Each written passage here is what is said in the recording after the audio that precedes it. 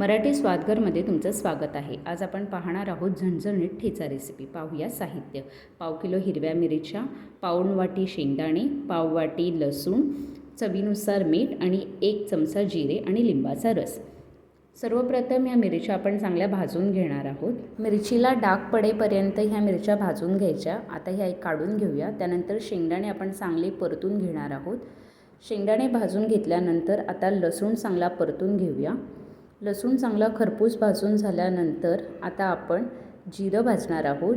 जिरं 1 चमचा घेऊन आपण ते भाजलेलं आहे आणि आता हे सर्व भाजलेलं साहित्य एका मिक्सरमध्ये आपण सर्व लावून घेणार आहोत। मिक्सरला लावताना एक काळजी घ्यायची, हा ठेचा जाडसर वाटायचा आहे।